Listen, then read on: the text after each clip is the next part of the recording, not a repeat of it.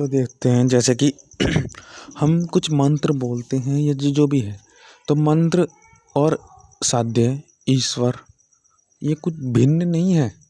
मंत्र ईश्वर के लिए नाम, और सब नाम ईश्वर ने रचे हैं तो नाम ईश्वर के लिए हैं।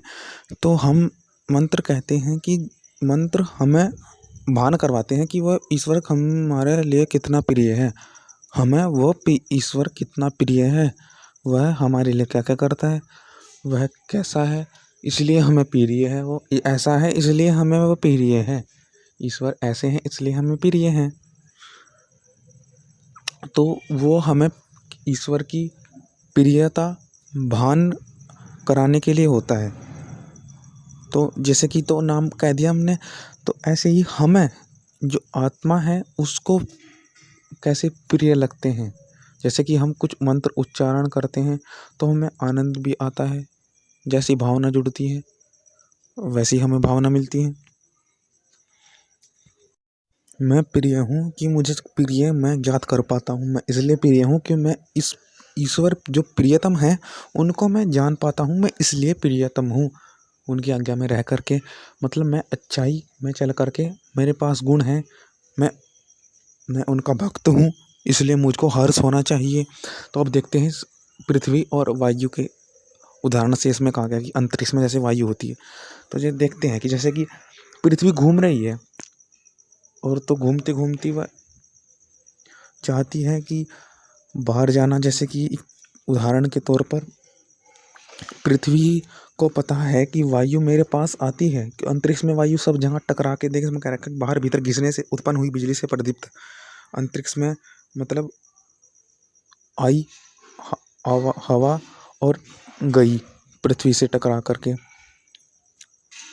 तो उसके कारण फिर पृथ्वी को पता है कि मैं जैसी हूँ इसके कारण ही मुझसे यह वायु टकराई है, क्योंकि वायु भी ईश्वर का कार्य कर रही है। हम सब हैं क्या, मतलब एक तरह से उपमा दी गई है, उपमा की वो भी ईश्वर का कार्य कर रही है और मैं भी ईश्वर का कार्य कर रही हूँ। मैं जैसी हूँ इसलिए मेरे पास ही आई। अगर मैं अपने जो मेरा कार्य है घूमना उससे मैं हट गई, मतलब जो मैंने नियम है, मतलब मैं बदलूंगी नहीं, पृथ्वी कार्य की तरह से मैं बदलूंगी नहीं। अगर हाँ मैं बदली नहीं तो ये मेरे पास फिर आएगी वायु, क्योंकि वायु चाहती है पृथ्वी,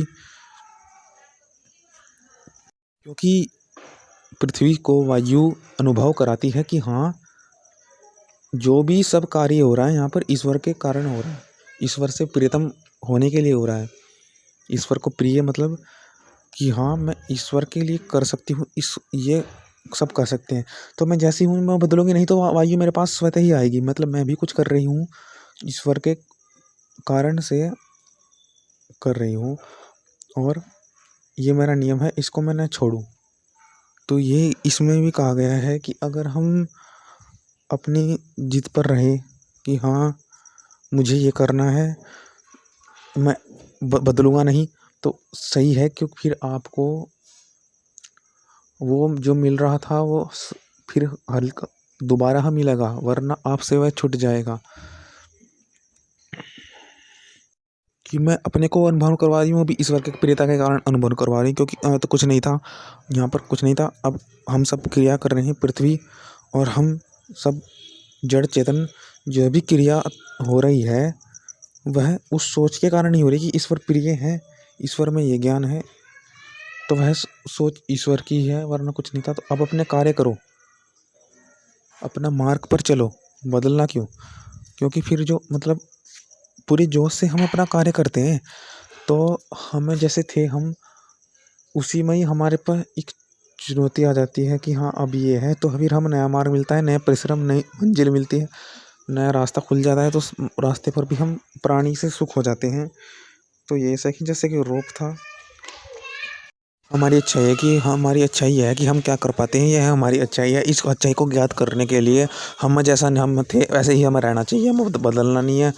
भोग में लिप्त मतलब कुछ कहते हैं कि ऐसा हूँ ऐसा ही रहूँगा, ये नहीं कि कभी लालच में फंस जाऊँ। तो ऐसा रहेगा तो फिर जो चाहोगे वो मिल जाएंगे, मतलब आप हम क्या करते थे वह जो हम चाह रहे थे वह मिल जाएगा। मैं कितनी अच्छी थी कि मैंने ईश्वर के नियम को मानना तो मतलब मेरी अच्छाई है, इसलिए मुझे वो मिला है। मैं कितनी अच्छी हूँ कि मैं ईश्वर से जुड़ा हुआ हूँ, और अब इस जुड़ाव को मैं और महसूस कर पाता हूँ कि और अन्य गुण क्या हैं, वह भी मुझे जानने हैं। तो वह मुझे जानने हैं, तो जैसा मैं हूँ अपने कर्म को करता रहूँ, उसको बदलूँ ना।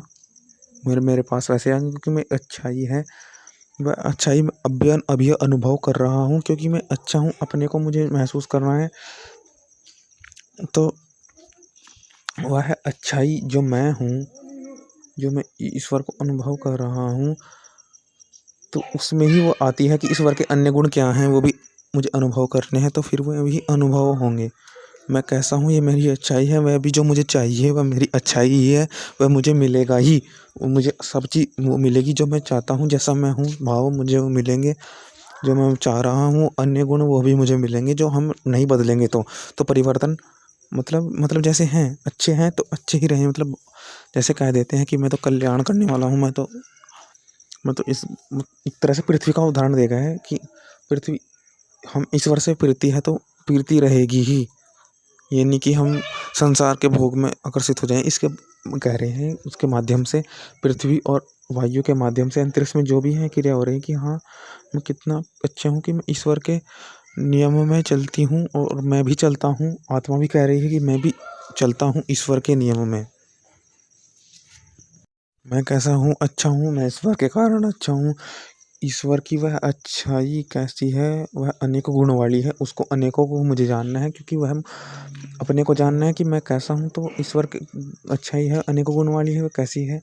तो ये है कि मैं अपनी अच्छाई है वह जाननी है कि मैं, तो वही है इसमें कि मेरी अच्छाई मुझे क्या चाहिए, मुझे अपने को चाहिए कि मैं कैसा भाव है वह उसके लिए नियम में रहे, उस नियम से फिर आपको मिलेगा ओम। तो इस मंत्र के माध्यम से थोड़ा विचार करना, बार बार इसको श्रवण करके थोड़ा मस्तिष्क में बैठाइए ओम।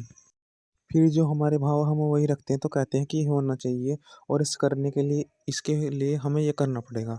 तो हम जो करते हैं तो फिर उससे अन्य गुण भी हमारे पास आ जाते हैं, और जो गुण हैं वो तो हैं ही। तो यही है कि करने से फिर भाव वही बनाए रखें जैसे हैं।